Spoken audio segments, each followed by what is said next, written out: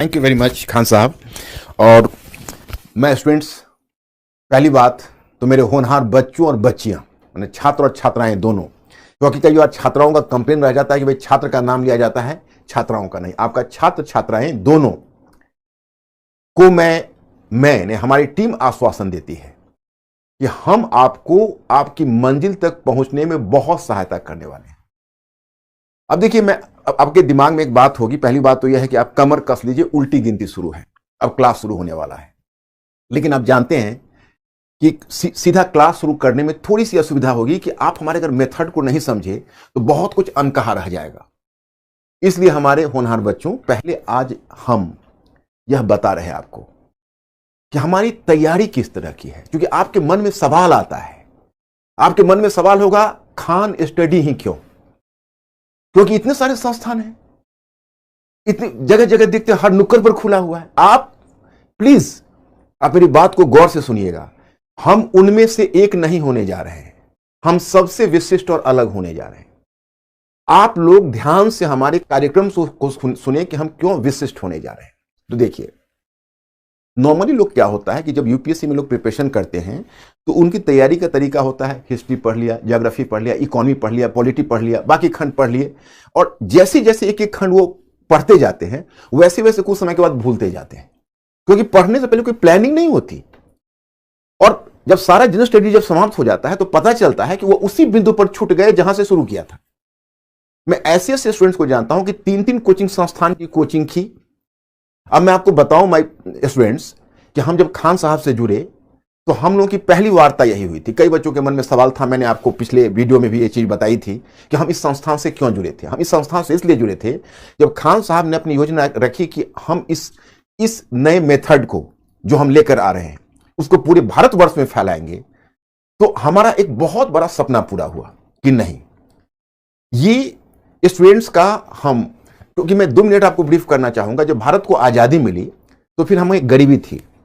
तो गरीबी के कारण क्या हुआ कि जो भी हमारा रिसोर्सेस था वो विज्ञान तकनीकी के विकास में लग गया। पंडित जवाहरलाल नेहरू को समाजशास्त्र पर बहुत अच्छी पकड़ थी। वो बहुत बड़े सामाजिक विज्ञान, जिसको सोशल साइंस या मानविकी विषय कहते हैं, उसके बहुत बड़े ज्ञाता थे वो। लेकिन उनकी पूरी चिंता यही थी कि जब विज्ञान और तकनीकी का विकास होगा तो भारतवर्ष का विकास होगा। मैं स्टूडेंट्स, हमारा सामाजिक विज्ञान नीचे दब गया। सामाजिक विज्ञान का कोई स्टैंडर्ड यूनिवर्सिटी में नहीं रह गया, बहुत ज्यादा पिछड़ गया। और इधर सिविल सर्विसेज ने अपना एग्जामिनेशन का प्रोग्राम शुरू किया। तो जो सिविल सेवा एग्जामिनेशन है, इवन स्टेट सर्विसेज आप कहिए, उनका क्वेश्चन का स्तर बहुत ऊंचा है, विश्वविद्यालय शिक्षा बहुत नीची है। तो उन दोनों के बीच तालमेल नहीं हो पा रहा है। फिर आ गए बीच में कोचिंग संस्थान। तो कोचिंग संस्थान 2013 से पहले तक का जो सिलेबस था, जो पाठ्यक्रम था, वो पाठ्यक्रम को आज तक नहीं पार कर पा रहे हैं और वहीं पर रुके पड़े हैं कि 2013 से पहले का जो सिलेबस था उसी आधार पर बच्चों की पढ़ाई कराई जा रही है। पॉलिटी, इकोनॉमी, साइंस, टेक सब अलग अलग, आपस में कोई कनेक्टिविटी नहीं। हम अपना प्रोग्राम आपको बताने जा रहे हैं। हम 3 स्तर पर काम करेंगे। पहले, आपकी पढ़ने की गति को बढ़ाएंगे। कैसे? तो डेली कॉम्प्रिहेंशन के प्रैक्टिस से। दूसरा, हम बेसिक मैथ, जो कि हमें खान साहब से बात हुई है, बेसिक मैथ और बेसिक रीजनिंग की आपकी इसेंशियल जानकारी दी जाएगी। एक बात आप जानते हैं, केवल मैथ और रीजनिंग की जरूरत सिर्फ ऐसा नहीं है कि आप बैंकिंग का एग्जामिनेशन, एसएससी का एग्जामिनेशन केवल क्वालिफाई करने के लिए। आपकी जो रीजनिंग का मेथड है वो आपकी सोच को बढ़ाती है। आपका जो बेसिक मैथमेटिक्स का सवाल है आपके दृष्टिकोण को बढ़ाती है। सीसेट क्यों इंट्रोड्यूस किया था यूपीएससी ने? इसी को ध्यान में करके इंट्रोड्यूस किया। फिर आपका जो कॉम्प्रिहेंशन है, कॉम्प्रिहेंशन का what is the meaning? Fast reading. Fast reading करने के बाद आप क्वेश्चन मिस कर जाते हैं। क्यों? क्योंकि क्रिटिकल आइडियाज, जो बहुत ही गहरी आइडियाज है, उसको फास्ट रीडिंग में बच्चे एसिमुलेट नहीं कर पाते हैं, क्वेश्चन गलत हो जाता है। तो पहला तो बेसिक काम हम वहां करेंगे। दूसरा, हम क्या करने जा रहे हैं आपको बता रहा हूं। देखिए, बात रह गई इतिहास की।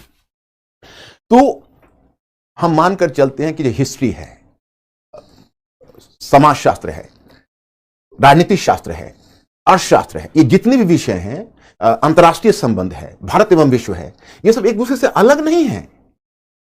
ये सभी एक ही थैली के चट्टे पट्टे हैं। इनका आपस में बड़ी अच्छी कनेक्टिविटी है।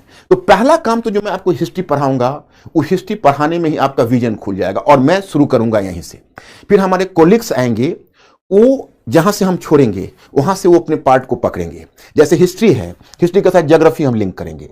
हम हिस्ट्री और ज्योग्राफी से अंतर्राष्ट्रीय संबंध लिंक करवाएंगे। जैसे हमारे जो दूसरे कलीग हैं, आप जानते ही हैं, नाम तो खान साहब ने बताया ही हुआ है, जैसे राजेश मिश्रा जी आएंगे तो वो अंतर्राष्ट्रीय संबंध वहां से लिंक करेंगे। राजेश मिश्रा जी हमारे बहुत ही कोर ग्रुप के हैं। सचिन अरोड़ा जी आएंगे, बहुत अच्छे टीचर हैं, ज्योग्राफी में वो आएंगे। उसी तरह से इकोनॉमी में हमारे हैं, आप सबका नाम मैं क्या बताऊं, धीरे धीरे सबसे आप वाकिफ होंगे। तो क्या है कि जैसे हम जहां हिस्ट्री समाप्त करेंगे वहां से इंडिया एंड द वर्ल्ड का सिलेबस वो पकड़ लेंगे। जैसे आप मान लीजिए हमने आपको मॉडर्न हिस्ट्री पढ़ाया, मॉडर्न के बाद समकालीन भारत पढ़ाया, समकालीन भारत में आपका नेहरूवियन एरा तक आता है, 1970s तक हम छोड़ देंगे। फिर हम अंतर्राष्ट्रीय संबंध में उसके बाद उसी तरह से विश्व इतिहास में हम आपको छोड़ देंगे 2010 तक। उसके बाद आपको राजेश मिश्रा जी पकड़ लेंगे अंतर्राष्ट्रीय संबंध में। हम सचिन अरोड़ा जी के साथ बैठेंगे और हम प्लान करेंगे किस तरह से ज्योग्राफी, अंतर्राष्ट्रीय संबंध, हिस्ट्री तीनों को मिला के बच्चों को ज्ञान दिया जाए।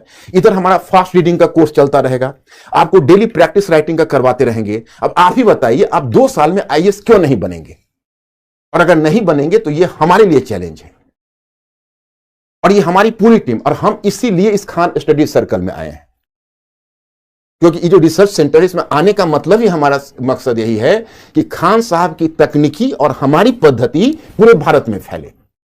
और इसके सबसे होनहार कर्णधार आप लोग होंगे, आप लोग इसके सबसे बड़े बेनिफिट उठाने वाले होंगे। हां, लेकिन मेहनत आपको करनी पड़ेगी। मैं आपको बताऊं कि खान साहब से हमने बात की है, इनके पास एक टेक्नोलॉजी इन्होंने डेवलप किया है जिससे आप लोगों का फीडबैक पता चलता रहा है। और बच्चों जानते हो, आप ऐसा मत समझना कि मैं आंखों से ओझल हूं, हम आपको विजुअलाइज कर रहे हैं। अगर विजुअलाइज नहीं करते तो इतने विश्वास के साथ कैसे बोल सकते हैं आप बताइए?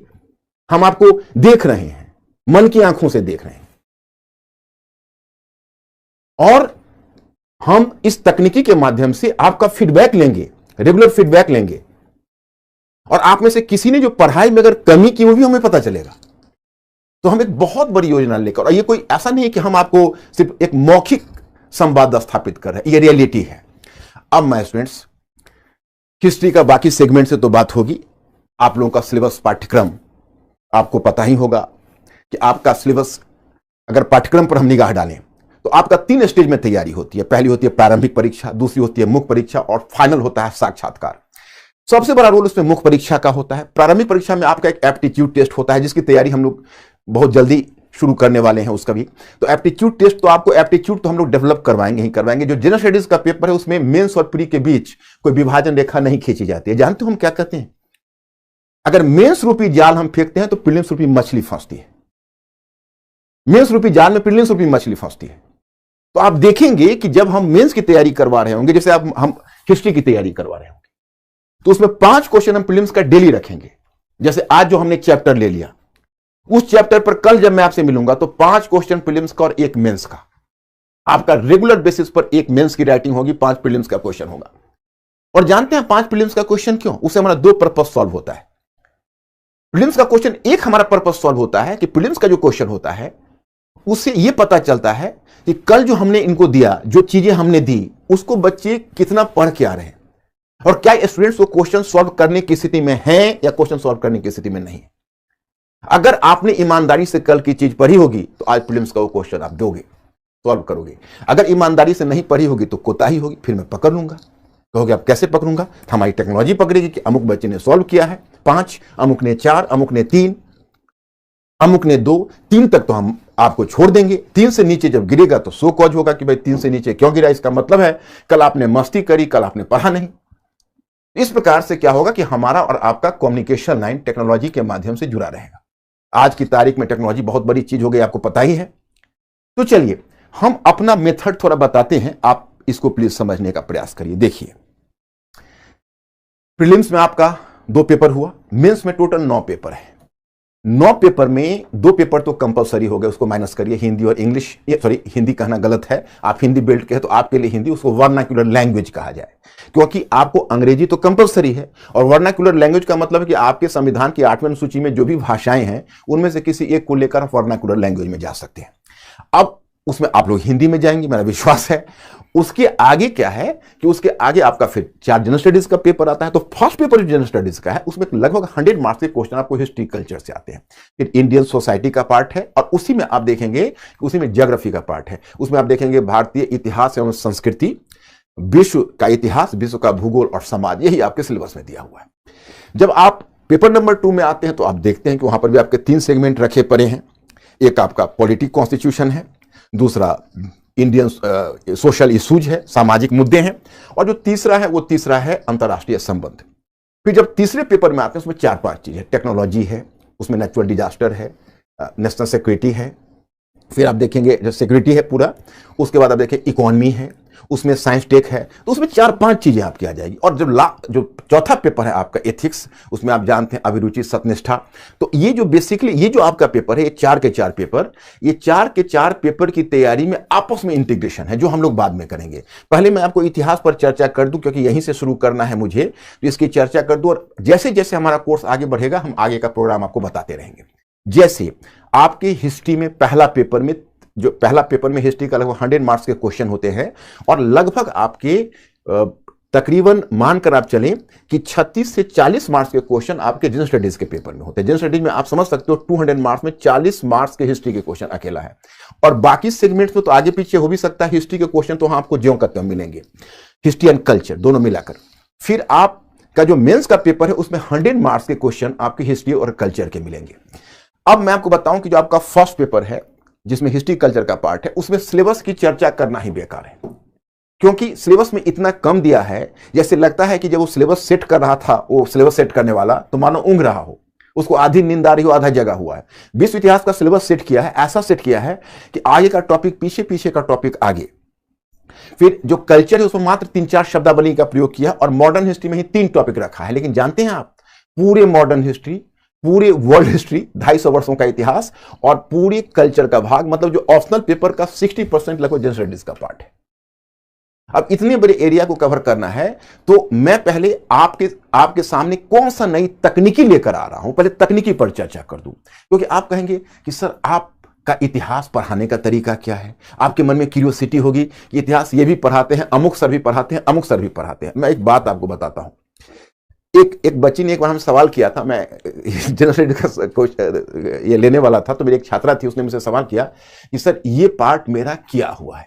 जैसे मैं मॉडर्न हिस्ट्री पढ़ाने वाला था, उसने कहा कि सर ये पार्ट किया हुआ है। वो शायद किसी दूसरे कोचिंग में की होगी, तो हमने कहा कि क्या कहा, किया हुआ है।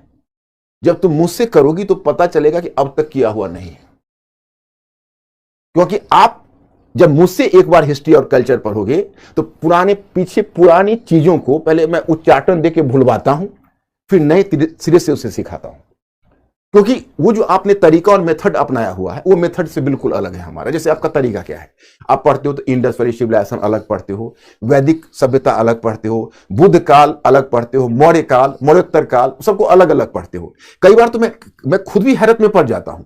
कई अध्यापन तकनीक में मैं कई अध्यापकों को देखा हूं कि फर्स्ट वर्ल्ड वॉर, प्रथम विश्व युद्ध पहले पढ़ा देते हैं और फ्रांस की क्रांति बाद में पढ़ाते हैं। अब ये मेरी समझ में नहीं आता है कि उल्टी सीढ़ी से आने वाली बात वो बच्चा इतिहास क्या समझेगा, वो तो रटेगा। And you have to discourage rote learning. हम आपको रटवाएंगे नहीं, आपको हम सोचने वाला प्राणी बनाएंगे, to be a thinking creature. और थिंकिंग क्रिएचर बनने के लिए जानते हैं कौन सी तकनीकी अपनानी है? 2+2 4 नहीं, 2+2 22, क्योंकि 2+2 जब तक अगर हम 4 करते रहेंगे तो आप मानकर चलिए कि 2+2 की जो तकनीकी है वो काम यूपीएससी में नहीं आती है। जैसे मैं उदाहरण बताता हूं, आपने मॉडर्न हिस्ट्री पढ़ा तो आपने 18वीं सदी का इतिहास पढ़ लिया, फिर पलासी का युद्ध और बक्सर का युद्ध पढ़ लिया, उसके आगे आए तो रॉबर्ट क्लाइव और द्वैत शासन पढ़ लिया, उसके आगे वारेन हेस्टिंग्स पढ़ा, वारेन हेस्टिंग्स के बाद फिर आपने लॉर्ड कॉर्नवालिस पढ़ लिया, अस्थाई बंदोबस्त पढ़ा, रैयतवाड़ी पढ़ा, महालवाड़ी पढ़ा। किसी भी टॉपिक में एक दूसरे से कनेक्टिविटी नहीं है। और अगर आप पुस्तक में या किसी नोट्स में आप पढ़ते हो तो आप 139 नंबर पेज पर जब आप चले जाते हो तो उस पेज पर जाने के बाद आपको एहसास होता है कि पीछे जो 138 पेज हमने पढ़ा वो सब भूल चुका हूं, अब कुछ नहीं याद है। 139वां पेज पर आपको ख्याल आता है कि पिछले 15 दिनों की जो मेरी पढ़ाई है मुझे कुछ याद नहीं है। तो 139वां पेज नंबर को आप मोड़ देते हो बुक को, और यह सोचते हो कि समय सुकाल अच्छा होगा तो फिर लौटूंगा, फिलहाल मैं देखता हूं क्या करता हूं। फिर तुम बाजार में खोज में चले जाते हो कि अब हिस्ट्री के लिए क्या पढूं, आपको कोई दूसरा बुक बता देता है, आप उस बुक को ले लेते हो। लेकिन सारे बुक में तो हाल वही है। तो आप कहेंगे भाई आप हमें कैसे आसान बना देंगे, तो उसका तरीका बताता हूं। देखो मेरे इस डायग्राम को देखो, प्राचीन काल का इतिहास और मध्यकालीन भारत का इतिहास इस फार्मूला पर चलेगा। प्राचीन काल, मध्यकालीन का भारत का इतिहास इस फार्मूला पर चलेंगे।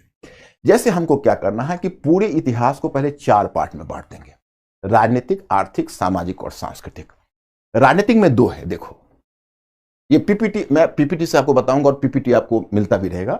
जैसे ये राजनीतिक विस्तार है, तो राजनीतिक विस्तार में क्या करना है, जैसे मैं कहां से लूं, तो पहले एक चीज और भी आपको बता दूं। अगर हमको एंशिएंट और मेडिवल का जो पार्ट लेना है, उसको हम मुख्य रूप से तीन पहले पार्ट में बांटेंगे, तीन पार्ट, उसके बाद पहले तीन खंड में बांटेंगे। कैसे?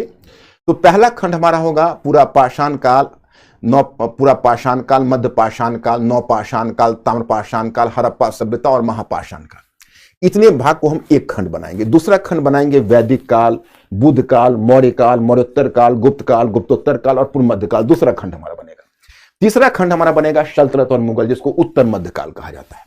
अब उनमें पहले क्या करेंगे, जो पहला खंड है वो चूंकि पुरातत्व के आधार पर है, उसका तरीका अलग है, तो उसमें परिवर्तन के तत्वों को हम अलग रेखांकित करेंगे। क्योंकि देखो, पहला सवाल मैं बच्चों को यही कहता हूं कि देखो, तुम जो इतिहास पढ़ते हो, तो इतिहास पढ़ने का हमने क्या पहले हमारा देखो मोटो क्या है। इतिहास के अध्ययन का अर्थ है राजनीतिक, आर्थिक, सामाजिक और सांस्कृतिक क्षेत्र में निरंतरता तथा परिवर्तन के तत्वों को रेखांकित करना।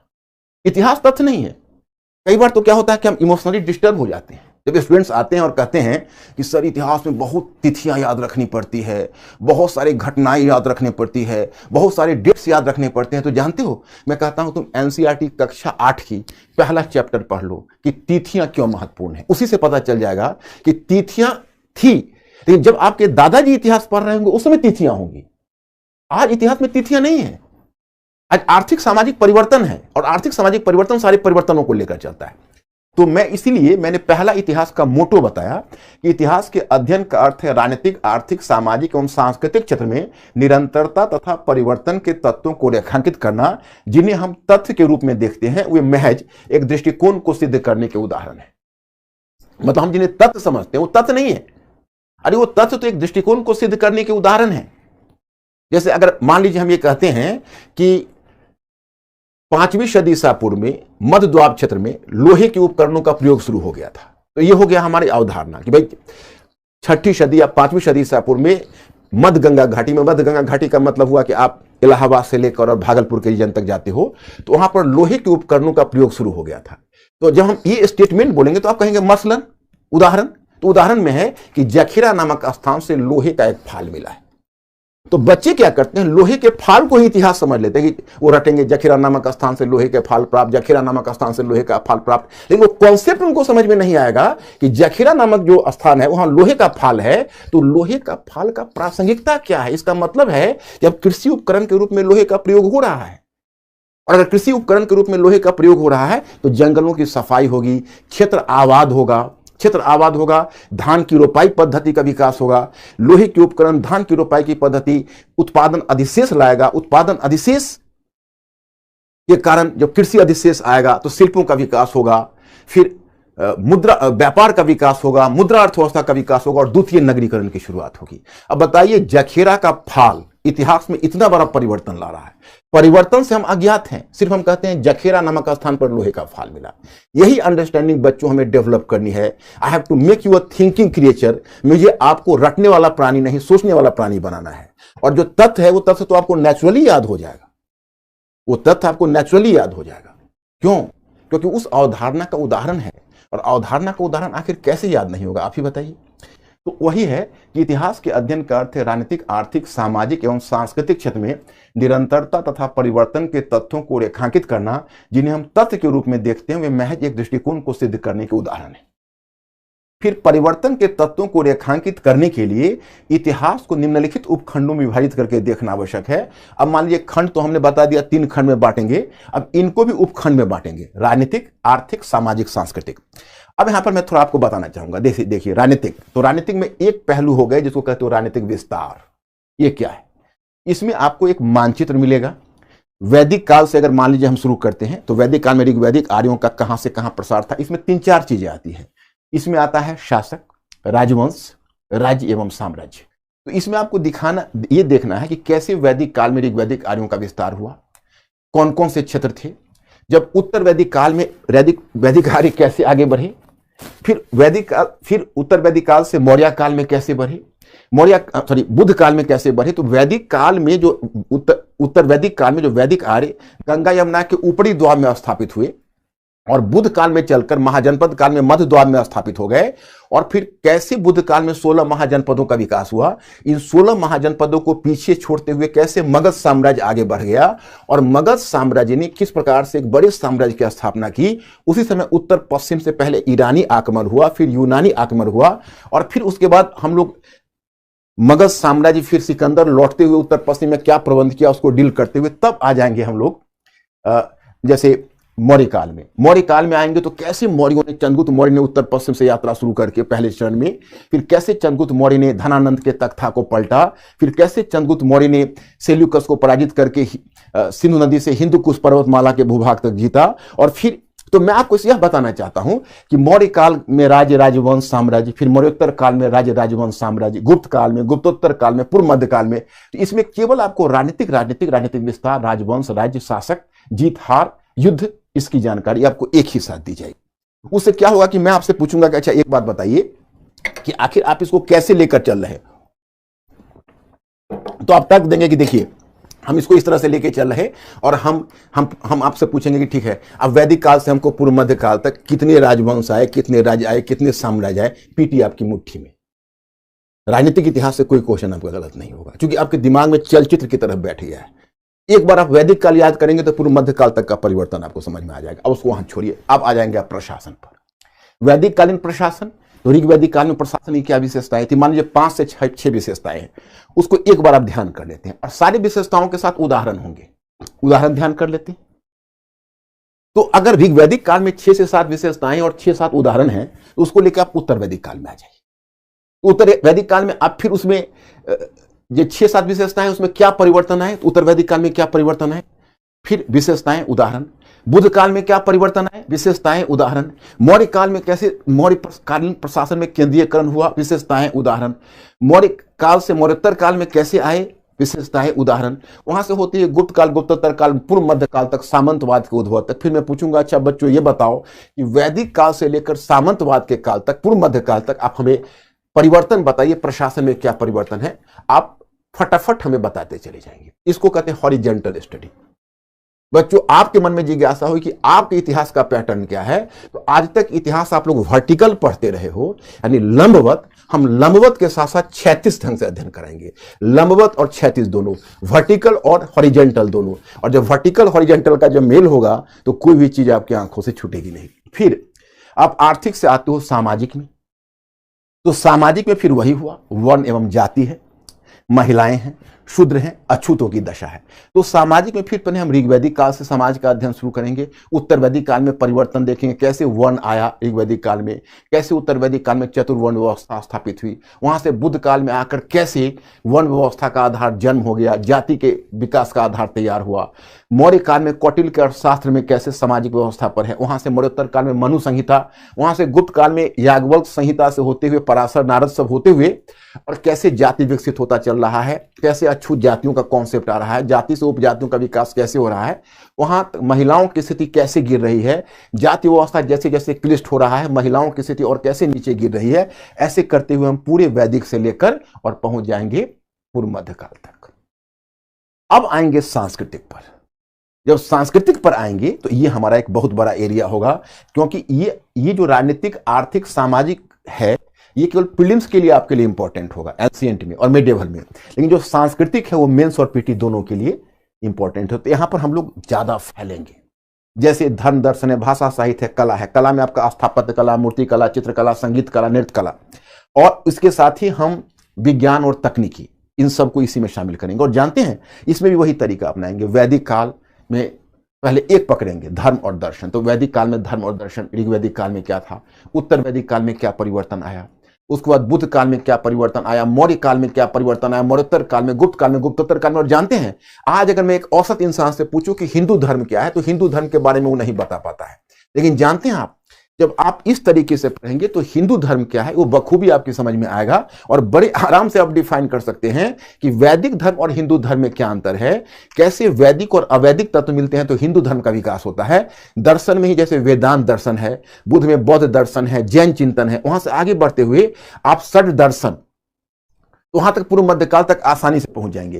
फिर उसी प्रकार से भाषा और साहित्य में बच्चे प्राय भ्रम में रहते हैं, परंतु वैदिक काल से अगर हम भाषा साहित्य के विकास का अध्ययन करते चले जाएंगे तो पूर्व मध्यकाल तक हमको भाषा और साहित्य का विकास बिल्कुल शीशे की तरह साफ हो जाएगा। और वही चीज कला में होगी। एक स्थापत्य कला पकड़ेंगे तो स्थापत्य कला का इतिहास हड़प्पा सभ्यता के बाद आपका शुरू हो रहा है मौर्य काल से। तो मौर्य काल में स्थापत्य, मौर्योत्तर काल, गुप्त काल, गुप्तोत्तर काल। तो मैं कुल मिलाकर मेरा जो ये मेथड है वो हॉरिजॉन्टल स्टडी की तरफ आपको ले जाएगा। और ये हम आएंगे खंड 2 में। अब खंड 3 में सल्तनत और मुगल काल है, वो इसी फार्मूला से डिवाइड होगा और चेंजेज आगे बढ़ता चलेगा। जानते हैं अब समाज ही है, तो समाज में आपने अब तक पूर्व मध्य काल में पढ़ा तो अब तक आपने समाज का वर्टिकल विभाजन देखा, ब्राह्मण, क्षत्रिय, वैश्य और शूद्र। जब मध्य काल में आते हैं तो आप वर्टिकल हॉरिजॉन्टल दोनों देखते हैं, हिंदू मुस्लिम और प्लस ब्राह्मण, क्षत्रिय, वैश्य और शूद्र। जब इस्लाम आया, इस्लाम में जाति व्यवस्था नहीं थी, इस्लाम ने यहाँ के जाति व्यवस्था को कड़ी चुनौती दी। लेकिन आश्चर्यजनक बात यह रही कि इस्लाम जाति व्यवस्था को मिटा नहीं पाया, परंतु जाति व्यवस्था के प्रभाव में इस्लाम में ही जाति व्यवस्था होगी। तो ये जो मध्यकाल है इसमें आपको फिर जाति वर्ण समझने का मौका मिला। क्या जाति वर्ण समाप्त हो गया? ये क्या एक इतनी बड़ी हिंदू जनसंख्या और मुस्लिम जनसंख्या कैसे मतलब कोरिलेट कर रहे हैं? आपको भारत का समन्वित संस्कृति समझने का मौका मिलेगा। भक्ति और सूफी जैसे हिंदू धर्म है, तो हिंदू धर्म के बारे में कहा जाता था सर्वग्रासी है। जो भी नया मतांतर आता था हिंदू धर्म उसको पचा लेता था अपने में। इस्लाम के बारे में कहा जाता था वो भी सर्वग्रासी था। जहां भी इस्लाम गया तो मुस्लिम अल्पसंख्यक बनकर गए, लेकिन शीघ्र ही बहुसंख्यक हो गए, क्योंकि उन्होंने वहां के धर्म को परिवर्तित कर दिया। लेकिन भारत की भूमि पर ना तो इस्लाम हिंदुइज्म को निगल सका, न हिंदुइज्म इस्लाम को निगल सका, और दोनों साथ, लेकिन दोनों 600 वर्ष तक साथ साथ रहते हुए समन्वित संस्कृति का विकास किया। That was a complete culture of India. और वह समन्वित संस्कृति आपको भाषा साहित्य में, उर्दू, आपको भक्ति सूफी मूवमेंट में, वो समन्वित संस्कृति आपको स्थापत्य कला में, इंडो इस्लामिक स्थापत्य कला, चित्रकला, इंडो इस्लामिक चित्रकला में व्यक्त होता है। और ये एक भारत की बहुत बड़ी सांस्कृतिक धरोहर है। जानते हैं, अभी एक हाल में बुक किसी वेस्टर्न स्कॉलर ने लिखा है कि पश्चिम के लोगों को मुस्लिम जनसंख्या के साथ एडजस्ट करने का मतलब कैपेसिटी डेवलप नहीं हुआ, लेकिन हिंदुस्तान में एक ऐसा कंप्लीट कल्चर है, यहां पर साथ रहने की दोनों को एक जीवन पद्धति विकसित हो गई और एक समन्वित संस्कृति के रूप में। हमको याद है कि जब तालिबान जब अफगानिस्तान में आए थे और जब दक्षिण से कुछ हार्ड बातें जब लिखी गई थी कुछ सोशल मीडिया पर, तो इस बात को एक बहुत बड़े एक्टर हैं और वो फिल्मी दुनिया के उस एक्टर ने उसने आगाह किया था कि देखिए हिंदुस्तान की भूमि बड़ी अजीब है, यहाँ पर हिंदू और मुसलमान बहुत अच्छे से और 600-700 वर्ष तक साथ रहते आए हैं, तो बाहर में होने वाली राजनीति का प्रभाव हिंदुस्तान पर नहीं पड़ सकता, क्योंकि हिंदुस्तान में एक अलग दोनों का इक्वेशन रहा है जो मध्यकाल से ही चलता आ रहा है, और हिंदुस्तान में हिंदू और मुस्लिम दोनों आपस में जीने के आदी हो चुके हैं। तो मध्यकाल में आपको समझने का मौका मिलेगा पूरा हमारी समन्वित संस्कृति, भक्ति सूफी मूवमेंट को। और इसमें मैं आपको सोचने वाला प्राणी बनाऊंगा, रटवाऊंगा नहीं। रटना तो भूल जाना है, वो तो मतलब ये समझिए कि अगर कोई रट रहा हो तो इसका उसको तरीका पता नहीं। अगर तरीका पता हो तो आपको रटने की जरूरत ही नहीं होगी। तो इस तरह से हम लोगों का मध्यकाल तक निपट जाएगा। अब आएगा हमारा परिवर्तन को देखो। अब परिवर्तन का जो क्रम आप रेखांकित कर रहे हो, इसमें हमने 2 गोले बनाए। ये 2 गोले क्या बताएगा मैं आपको बताता हूं। देखिए, आपको गोले दिख रहे हैं? अब पता नहीं आपको ये गोले दिख रहे हैं या नहीं। देखिए, ये 4 गोले, 1 2 3 4, ठीक है। तो ये राजनीतिक है, ये आर्थिक है, ये सामाजिक है, ये सांस्कृतिक है। तो मैं आपको परिवर्तन पढ़ा रहा हूँ, वहां 2 विद्या पहले दूंगा कि जो परिवर्तन आप पढ़ रहे होगे तो ध्यान रखना, राजनीतिक परिवर्तन सबसे तीव्र होता है, बहुत तेजी से होता है, जिसमें राज्य बनता है, राज्य से साम्राज्य बनता है, फिर साम्राज्य टूटता है, राज्य बनता है, राजवंश आते हैं जाते हैं, राजवंश गिरता है फिर उठता है। और जब आप आर्थिक पर आते हो तो आर्थिक परिवर्तन उससे थोड़ा धीमा होता है। जितना राजनीतिक जितना द्रुत होगा, आर्थिक नहीं होगा। सामाजिक परिवर्तन उससे भी धीमा होता है। जैसे मैं जब आपको पढ़ाने लगूंगा चेंज, जो हॉरिजॉन्टली बताऊंगा, तो राजनीतिक परिवर्तन में हमको टाइम ज्यादा लगेगा, आर्थिक परिवर्तन में उससे कम टाइम लगेगा, सामाजिक परिवर्तन में उससे भी कम टाइम लगेगा, और सांस्कृतिक परिवर्तन उससे भी कम होता है। ब्राह्मणों की श्रेष्ठता जो वैदिक काल में स्थापित हुई, आज तक स्थापित है कोई ना कोई रूप में। तो यह चीज जो है, यह चीज आपको परिवर्तन के ज्ञान से आएगा। जैसे आपका जो है ना ज्ञान का चक्षु खुलेगा कि आज तक हम ये सब चीज नहीं जानते थे। मतलब आप समझ सकते हो कि सब उस पुस्तक में है लेकिन दिखता नहीं है। जैसे ब्रह्म हर जगह है लेकिन नेकेड आंखों से दिखता नहीं। तो ये जो है ये एक बहुत बड़ी चीज और बहुत बड़ा एसेट होगा, और ये सिर्फ और यही प्लेटफॉर्म पर आपको मिलेगा, क्योंकि मैं सिर्फ इसी प्लेटफॉर्म पर पढ़ाऊंगा, हमारी टीम सिर्फ इसी प्लेटफॉर्म पर होगी, और हमारी टीम ही इस चीज को हिंदुस्तान में लाएगी। हम आपको वादा करते हैं कि हमसे बढ़िया कोई नहीं होगा इस फील्ड में यूपीएससी की तैयारी। लड़का कह रहा है कि अब दिखने लगा है सर। हाँ? कह रहे कि नहीं दिख रहा था, अब हाँ? कह रहा दिखने लगा है। दिखने लगा है। हाँ। Very good. और देखो ये डायग्राम है, ये डायग्राम में भी 4 सर्कल है, लेकिन आप गौर से देखिए, आपको दिख रहा होगा ये जो 4 सर्कल है, मैं ये सब भेज भी दूंगा आपको, मेरा जो पीपीटी होगा वो आपको चला जाएगा, मैं ये भी जो डायग्राम है मैं आपको भेजूंगा, नो प्रॉब्लम एट ऑल। और आप लोग केवल हमसे कम्युनिकेट हुए रहिए, आपका जैसा आपकी जरूरत होगी हम आपकी जरूरत के अनुसार करते रहेंगे, आप केवल कम्युनिकेट करिएगा। देखिए इसमें भी आप देखेंगे कि यही 4 गोला है, लेकिन वो 4 गोले में नाम अलग अलग है। देखिए राजनीतिक ऊपर है, उसके अंदर सामाजिक है, उसके अंदर सांस्कृतिक है, और सबके नीचे ये आर्थिक है। ये गोला आप देख रहे हैं ना, ये आर्थिक है। इसके पीछे क्या है पता है? जो परिवर्तन होता है, पहला तो बता रहा है परिवर्तन में ये ज्यादा तेज, ये कम तेज, ये कम तेज, ये कम तेज, लेकिन ये गोला आपको बता रहा है कि आर्थिक परिवर्तन सभी की जड़ में है। जो मार्क्सवादी इतिहासकारों ने, हम यहां मार्क्सवादी दृष्टिकोण आपको नहीं बता रहे हैं, यहां हम आपको बता रहे हैं कि आर्थिक परिवर्तन महत्वपूर्ण होता है। आर्थिक परिवर्तन राजनीतिक, सामाजिक और सांस्कृतिक परिवर्तन को दिशा देता है, तो दूसरी तरफ सांस्कृतिक, राजनीतिक, सामाजिक और सांस्कृतिक परिवर्तन भी आर्थिक परिवर्तन पर प्रभाव छोड़ता है। जैसे मैं आपको उदाहरण बताता हूं, आपने अगर एनसीईआरटी पुस्तक की पुरानी वाली आर्य शर्मा की पढ़ी होगी, वहां पर आपने देखा होगा कि वहां आपको सूचना मिलती है जो मध्य गंगा घाटी में तो लोहे के उपकरणों का प्रयोग हुआ, जंगलों की सफाई हुई, तो जो कृषि अधिशेष पैदा हुआ, वो कृषि अधिशेष ने एक नगरीय अर्थव्यवस्था को जन्म दिया। और जो बौद्ध पंथ का उद्भव है उसको आर्य शर्मा बताते हैं कि कृषि अधिशेष और जो नगरीय अर्थव्यवस्था है उससे बौद्ध और जैन पंथ का उद्भव जुड़ा हुआ है। तो आर्थिक से देखा आपने, उसी प्रकार से समाज है। तो अगर अर्थव्यवस्था का विकास सीमित होगा तो समाज आपको समतामूलक दिखेगा। जैसे जैसे आर्थिक अधिशेष पैदा होता है समाज विभाजित होता चलता है। क्यों? क्योंकि जिस समय आर्थिक अधिशेष आता है तो कुछ लोगों की आंखें चमकने लगती है कि आहा, ये अधिशेष हम अपने पक्ष में ले आए। तो जो लोग उस अधिशेष को अपने पक्ष में लाने का प्रयत्न करते हैं वो उसको एप्रोप्रिएट अपने तरीके से करने की कोशिश करते हैं, उस पर कब्जा करते हैं और वो अपना एकाधिकार उस पर स्थापित कर लेते हैं, और समाज में विभाजन हो जाता है। तो इस सब की जड़ में यह है। लेकिन अगर एक बार यह आता है तो यह भी इसको प्रभावित करता है। जैसे राजनीतिक कारक में क्या बौद्ध पंथ को राजाओं ने समर्थन नहीं दिया? क्या उस समय के व्यापारी वर्ग का समर्थन उसे नहीं मिला? तो वो राजनीतिक आर्थिक कारक है जो बुद्धिज्म को प्रभावित कर रहा है। व्यापारी वर्ग के समर्थन से बौद्ध धर्म के स्वरूप में परिवर्तन हुआ, तो वो बौद्ध पंथ को भी उससे सुविधा मिल रही है।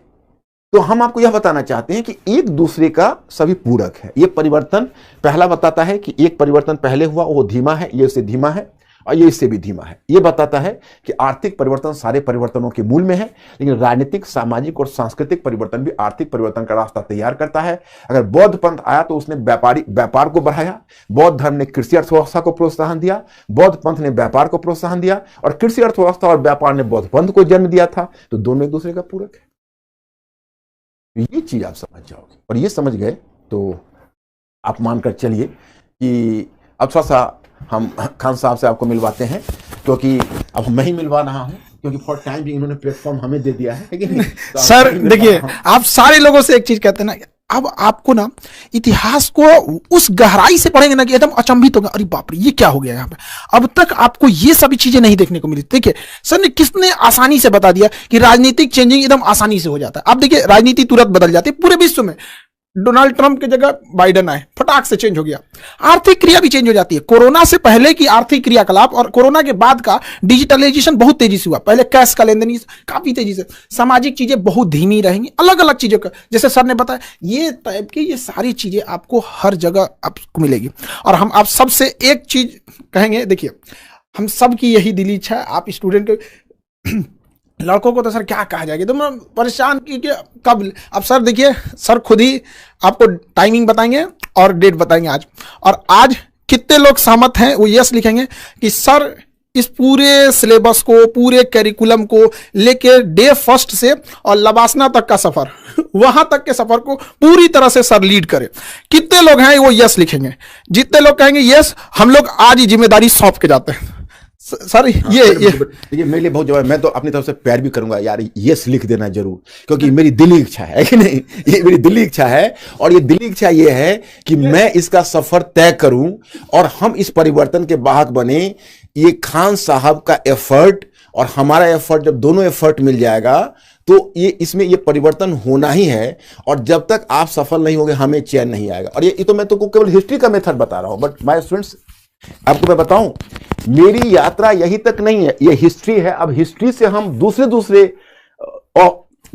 जो जीएस का सेगमेंट है उसको लिंक करेंगे और आपके करंट के लिए हम एक व्यवस्था करेंगे। उस करंट का नाम क्या होगा पता है? वो खान साहब की जी में होगा, क्योंकि खान साहब को भी हम बिजी करेंगे। ये बहुत इनको फ्री नहीं रहने देंगे, इनमें बहुत एनर्जी है, बहुत एनर्जी है, इसका इस्तेमाल करना है।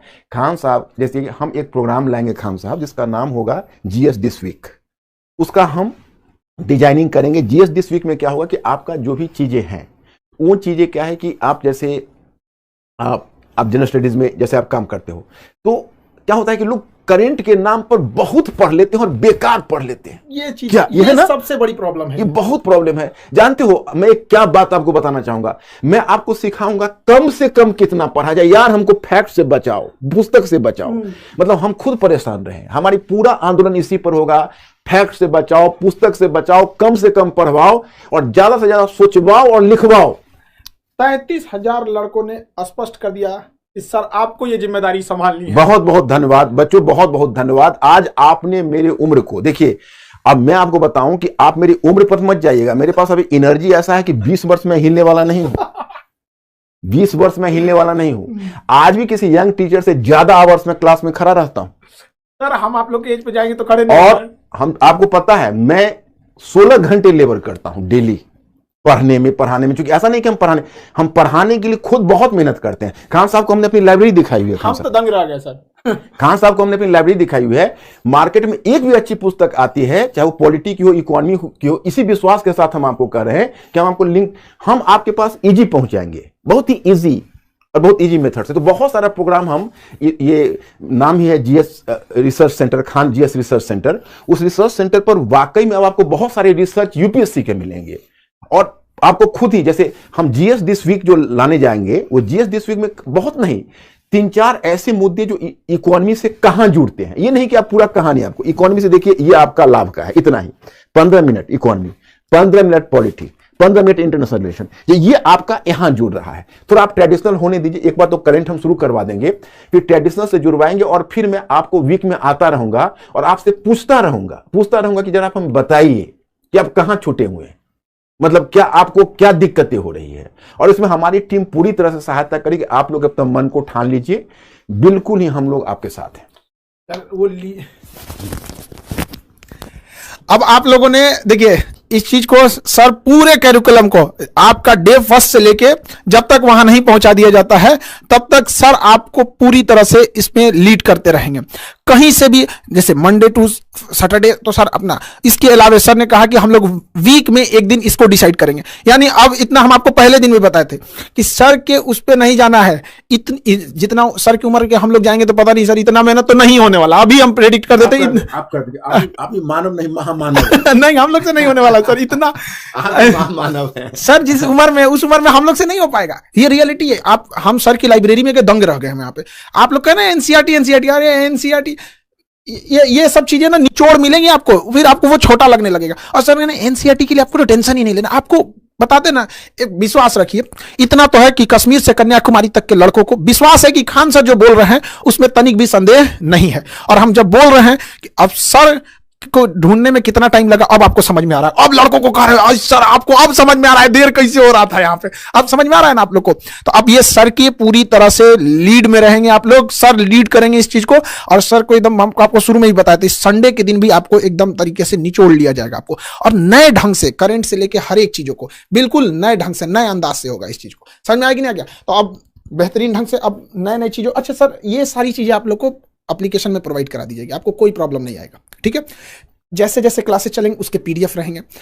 जो भी क्लासेस, जो पीपीटी रहेंगे सर यहाँ बताएंगे, ये भी दे दिया जाएगा, उसका अलग सेक्शन रहेगा, आपके पढ़ने के लिए नोट्स अलग रहेगा। इसमें क्या है ना कि रिवीजन बहुत जल्दी हो जाएगा सर लड़कों का, बिल्कुल, लेकिन पढ़ने के लिए वो भी रहेगा।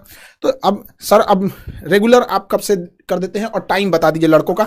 अब चूंकि हम देखिए, हम आपसे का क्लास स्टार्ट करने के लिए बेकरार है। मैं खान साहब के पास 3 बार कह चुका कि आप जल्दी शुरू करवाइए, और फिर पता चला कि बच्चे लोगों में भी बेचैनी है। तो हम एक काम करते हैं, पहले मुझे आप लोगों की सहमति चाहिए। आप लोगों का बनता है 3 सेगमेंट खान साहब।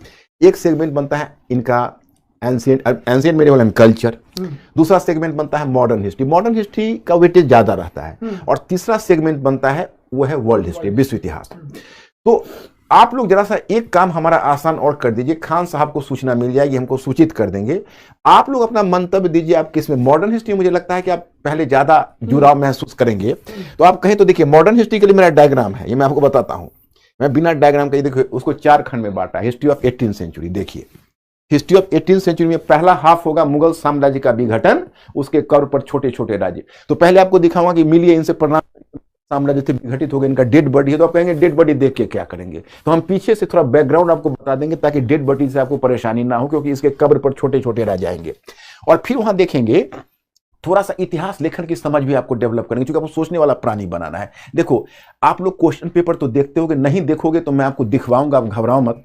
आप हमको 6 महीने का टाइम दो। 6 महीने में अगर आपका व्यक्तित्व ना बदल गया, आपकी तैयारी अगर आप अपने जीवन में एक बहुत बड़ा बदलाव नहीं महसूस किया, तो मैं पढ़ाना छोड़ दूंगा। ये मैं आपको कहता हूं आज खान साहब के प्लेटफॉर्म से। अगर 6 महीने में आप अपने आप को नहीं बदल लिया, हालांकि देखिए आपका ये पूरा ड्यूरेशन चलेगा लंबा, 6 महीने में आपकी पूरी तैयारी यूपीएससी की होगी नहीं, लेकिन 6 महीने में आपको एक बहुत बड़ा बदलाव अपने आप में आप महसूस करोगे, ये हम वादा करते हैं। ये तो पहले क्लास से महसूस करने लगे सब। हाँ, मॉडर्न बोल रहे हैं, मॉडर्न। हाँ, ये मॉडर्न बोल रहे हैं। हाँ, हाँ, तो ठीक है, मॉडर्न से करेंगे। तो ये 18वीं सदी का पूर्वार्ध में मुगल साम्राज्य का पतन और छोटे वो उन राज्यों की स्थापना, उत्तराधिकारी राज्यों की। उसके बाद हम लोग एक डिबेट डिस्कस करेंगे, यार इसको हम क्या माने, अंधकार का युग माने या नई संभावनाओं का युग माने, क्योंकि इस पर भी क्वेश्चन कोई हो सकता है अंधकार के युग पर पूछ दे, कोई नई संभावनाओं के युग पर। और आप लोगों का क्वेश्चन में शब्दावली होता है, पूछल, आप देखते हो, विवेचन कीजिए, आलोचनात्मक परीक्षण कीजिए, समीक्षा कीजिए। तो वो सब मैं आपको बिल्कुल ही साथ आपको राइटिंग में ट्रेन करता चलूंगा। फिर आएगा 18वीं सदी का उत्तरार्ध। इसमें कैसे यूरोप में बदलाव आया, यूरोप से किन परिस्थितियों में कंपनी आई, और कैसे वो कंपनी धीरे धीरे व्यापारिक से राजनीतिक की तरफ बढ़ी, और कैसे वो अपने आप को राजनीतिक शक्ति में ढाल लिया। तो पलासी और बक्सर पर सीधे हम नहीं आएंगे, हम एक बड़े यूरोप के बदलाव के साथ आपको वहां जोड़ेंगे।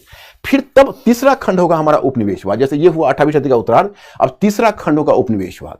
उपनिवेशवाद में 3 उपखंड बनते हैं। पहला उपखंड का ये डायग्राम हुआ, समझ रहे हो, पहला उपखंड का। क्योंकि देखो, उपनिवेशवाद का प्रथम चरण, वाणिज्यिक चरण, उद्देश्य क्या है, नीतियां क्या है। क्योंकि उपनिवेशवाद मूलतः एक आर्थिक संबंध है। ब्रिटिश यहां क्या करने आए थे, शोषण करने आए थे। उन्होंने जो राजनीतिक नीति बनाई, प्रशासनिक नीति बनाई, सामाजिक नीति बनाई, सांस्कृतिक नीति बनाई, वो शोषण के लिए ही बनाई थी। उनका मुख्य उद्देश्य शोषण करना था। ये सब नीति इसी के तहत है। तो पहला डायग्राम ये बनेगा। दूसरा डायग्राम आपका औद्योगिक चरण का बनेगा, 1813 से 1858। तीसरा डायग्राम आपका वित्तीय चरण का बनेगा मॉडर्न में। ये राष्ट्रवाद का डायग्राम बनेगा। ये स्वतंत्रोत्तर भारत का डायग्राम बनेगा। सब लड़कों को दे दिया जाएगा। मतलब हर चीज प्लान्ड है। आपको एक भी जो स्लिप मिलेगा उसका मकसद होगा कि क्या दिया जाए, कितना दिया जाए। आपको 2 काम करना है, जो मैं धीरे धीरे ट्रेन कर दूंगा। सोचने वाला प्राणी बनना है, और बौद्धिक जुगाली करनी है, इंटेलेक्चुअल फर्मेंटेशन। ये मेरा टर्म आप जानते ही हो। तो बौद्धिक जुगाली, और कोई बात नहीं, अब हम दोनों लोग मिल गए और अब 3 लोग मिल गए, तो अब बहुत बड़ा परिवर्तन आने वाला है। थर्सडे से, परसों से हम आपका क्लास स्टार्ट करने जा रहे हैं मॉडर्न हिस्ट्री से। ओके, मॉडर्न हिस्ट्री से जा रहे हैं। थोड़ा सा केवल आप लोगों से एक ही रिक्वेस्ट है कि 2-3 दिन धैर्य से मेरा तरीका सीखना। अगर मेरा तरीका सीख जाओगे तो फिर बहुत एंजॉय करोगे। लेकिन तरीका सीखने में हमारे और तुम्हें ट्यून्ड अप होने में थोड़ा सा टाइम लग सकता है, हल्का 1-2 दिन, लेकिन 1-2 दिन में एवरीथिंग वुड बी क्लियर। तो क्या खान साहब, अब क्या किया जाए? आज इनको छोड़ दें, आप ही डिसाइड करेंगे। तो आज तो अब मेरी टीम से भी हम आपको मिलवाएंगे, खान साहब मिलवाएंगे, और पूरी टीम, हम लोग टीम वर्क की तरह काम करेंगे। और उसमें आप जानते हैं कि मेरा रोल बड़ा है, और आप लोगों ने भी इतना बड़ा विश्वास जताया है।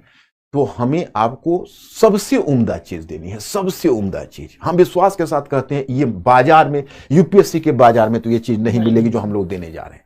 आप फी पर मत जाइए। आप जब देखेंगे कि भाई 2 लाख 2.5 लाख देने वाले बच्चे उस जगह पर नहीं है जो आप 7,500 देकर रहे हैं।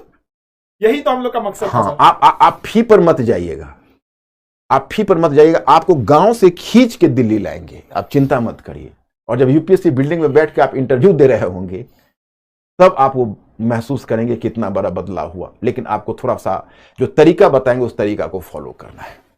और खान साहब आप कुछ कहना चाहेंगे? हाँ, टाइमिंग अभी 7 बजे का रखते हैं, 7 PM का रखते हैं, सुटेबल है। इवनिंग का टाइम हमें भी थोड़ा अच्छा लगता है, आप लोगों को भी अच्छा लगेगा। तो 7 PM से शुरू करते हैं, परसों यानी थर्सडे के दिन से। ओके, और कुछ तो आप कुछ कहना चाहिए? देखिए सर ने डिसाइड कर दिया। और देखिए एक होता है ना, सेनापति सेना को किधर ले जाना चाहते हैं, और इस उम्र में सर इतना मेहनत करते हैं ना, तो सोचिए आप लोगों से कितना करवाने वाले हैं। और आप लोगों ने ही सर को इतनी बड़ी जिम्मेदारी दी है, इसलिए आप अब कमर कस लीजिए। आपका सोच ना बदल जाए तब कहिएगा, ये मेरा विश्वास है।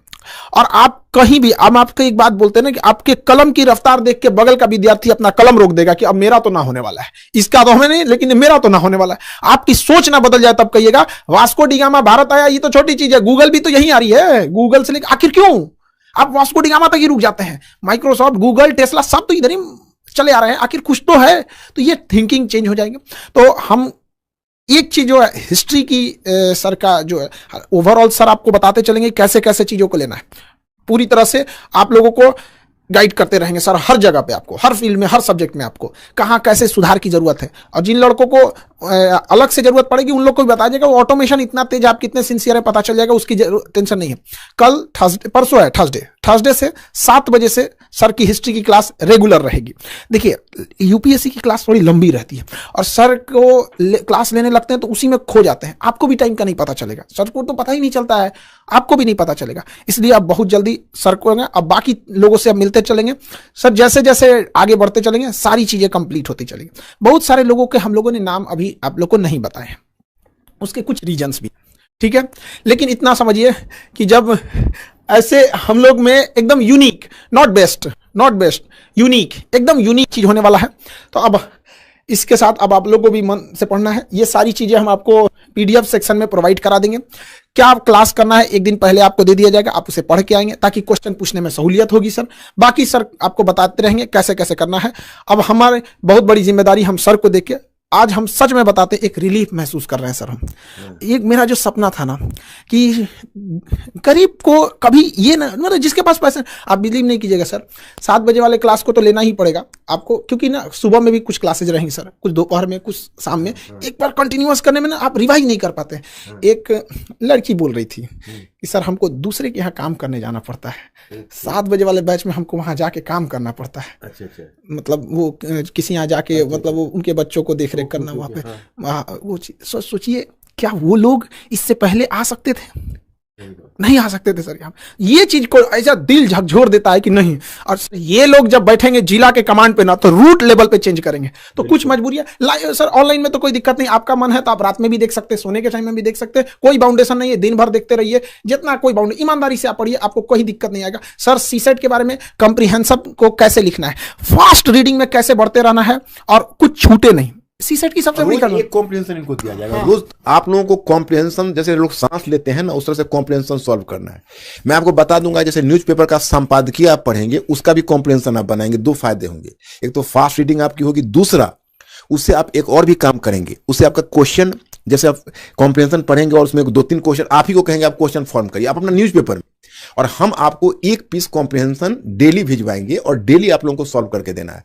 और हमारा जो R&D, हमारे पीछे एक बहुत बड़ा R&D रहेगा। हाँ, उन लोगों को कितने लोगों का है खान साहब? 117-18 लोगों का है।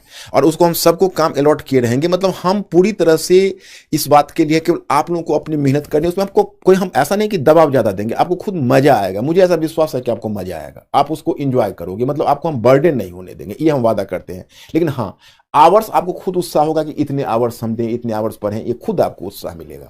ऐसा आपको अंदर से प्रेरणा मिलेगी कि हमें करना है। और जब हम लोगों की मेहनत करते देखोगे, तुम्हें लगेगा जब मेरे शिक्षक इतने मेहनत कर रहे हैं तो हम क्यों नहीं मेहनत करें। आपको अंदर से प्रेरणा मिलेगी। और हम जानते हैं बच्चे, आप प्यासे पंछी हो, पानी मिलेगा तो पियोगे ही क्या। एकदम से एकदम। तब अब हमें की बहुत रिलीफ हो रहा है। हम जो सपना था हमारा कि आप लोग को बेस्ट दिया जाए, एक चीज तो आप हम अब नहीं बताना पड़ेगा, लड़कों को विश्वास हो गया कि लेट क्यों हो रहा था। अच्छा। जब आपसे वो जब देखे लोग ना फर्स्ट क्लास को, दंग रह गए। आप लोग की थिंकिंग बदल गई, कैसे चीजें समाज चेंज हो जाती है, कैसे इंटर रिलीजन कैसे चेंज हो रहा, कैसे एक समाज दूसरे समाज में ओवरलैप कर रहा है, यूरोपियों की क्या गलती थी, एकदम थिंकिंग चेंज हो जाएगा। अच्छा खान साहब, एक बात मैं इनको बताना चाहूंगा। अभी मैं एक कहावत अपने बच्चों को कहता हूं मेरा, कि अभी आपकी खिड़की बंद है और घूंघट ढका हुआ है। जब घूंघट हटेगा और खिड़की खुलेगी तो इतनी दुनिया हसीन आएगी। जैसे देखिए, अभी आपने यहां देखा, तो अब कॉन्टेम्पररी हिस्ट्री में हम नेहरू के आगे तक छोड़ देंगे। उसके बाद राजेश मिश्रा जी पकड़ लेंगे, वहां से हम उनसे लिंक हो जाएंगे। उनको राजेश मिश्रा जी आपको पकड़ लेंगे, इंडिया एंड द वर्ल्ड का। तो अब नेबरहुड का इंडिया का क्या रिलेशनशिप है। जैसे अब अंतर्राष्ट्रीय संबंध में हम आपको 2000 ईस्वी 2010 तक कर देंगे, वहां से राजेश मिश्रा जी पकड़ लेंगे। तो आपको ये जानकर चुके, जैसे पश्चिम एशिया है, अरब क्षेत्र है, आज फिलिस्तीनी इजराइल प्रॉब्लम आप पढ़ते हो, उसका कहां से ओरिजिन हुआ वो तो आप साथ साथ बनते देखोगे, आप उसके चंदित गवाह होगे। आप कोई भी चीज पकड़ोगे, मैं कहूंगा नॉर्थ ईस्ट का प्रॉब्लम बताओ, कब से शुरू हुआ और कब तक है। तो नॉर्थ ईस्ट जब से इंडिया का पार्ट हुआ तब से लेके आज तक का प्रॉब्लम। इस तरह से तुम्हारी समझ विकसित करवाएंगे बच्चों। बहुत सारा ये चीजें, और सर डिसाइड करते जाएंगे कैसे कैसे कहां से आप लोग को जोड़ना है। आप समझे नहीं यहाँ पे कि अभी हम लोग को एक ऐसे मिल जाता है कि इजराइल फिलिस्तीन का मामला, लेकिन जब वो हिस्ट्री में जब वो बिगिनिंग हो रहा होगा कि कब नींव रखी, इजराइल के पैदा होने के 40 साल पहले जो भूमिका रची जा रही थी, आखिर इजराइल को वहीं ले आके क्यों बसाया गया, और वो मिडिल ईस्ट को एक तरह से लगाम बना दिया। अमेरिका और यूरोप का मतलब कहने को वहां इजराइल है, मिडिल ईस्ट को इजराइल के थ्रू अमेरिका कंट्रोल करता है, पूरी मिडिल ईस्ट को। जरा जाके देखें ये रसिया के सेक्टर में, अगले दिन इजराइल बोलता है हमारी नक्शा मतलब बाउंड्री ऑफिशियल नहीं है, बढ़ रही है। तो इस तरह का एग्रेशन तो आप दुनिया को बनते देखेंगे, फिर आप ये जो छोटी चीजें आपके कंसेप्ट में, इस चीज को उबर जाएंगे आप लोग। तो अब कल आप लोग को और ब्रीफ किया जाएगा, और राजेश उनसे 1-to-1 करा देंगे एक बार राजेश मिश्रा सर से पॉलिटी के लिए। और ट्यूनिंग देखिए सर, कहाँ छोड़ेंगे वहां कौन टीचर तुरंत पकड़ लेगा, ये चीजें बहुत जरूरी है। यही चीज कमी है। एक लड़का शिकायत कर रहा था कि सर हम 8-10 पे आने वाले थे, और आप 10 मिनट पहले आ गए, हमारा 10 मिनट जो छूट गया उसका क्या होगा। आ जाएंगे पीछे, लेकिन उसका क्या नाम को लाइव में जाना था। अब ये तो चीज, ये हो गया आपका जुनून। अब आप लोग को कल हम पॉलिटी वाले सर से मिला देंगे, इंटरनेशनल रिलेशन, IR वगैरह चीजों को। फिर ज्योग्राफी हम आपको कंडक्ट करेंगे, फिर ज्योग्राफी में कोई प्रॉब्लम नहीं आने देंगे, बंद आंखों से दुनिया देखना सिखा देंगे। वैसे भी सर नक्शा में जब पढ़ाते हैं ना, एटलस अपना पूरी तरह से आ गया है। एटलस भी बहुत महंगा था, हम लोग 90 रुपए में एटलस ला दिया यहाँ पे। तो अब आप लोग को कोई दिक्कत नहीं आएगा। अब हम प्रोसीड करते हैं आगे। अब पर डे रेगुलर परसों से यानी थर्सडे से 7 बजे से आपकी हिस्ट्री की क्लास होती रहेगी। और सर जैसा कि है कंप्रीहेंशन, फास्ट रीडिंग सीखना, सीसेट को साथ साथ चलते रहना। मेंस वह जाल है जिसमें पीटी नाम की मछली फंस के निकली है, ये सबसे बड़ी चीज है। ठीक है, तो उम्मीद करते हैं आप सब क्लास को एंजॉय किए होंगे। अब हम लोग एक नए इतिहास को रचने के लिए आगे बढ़ते हैं। समझ में आ गया? ओके, जय हिंद।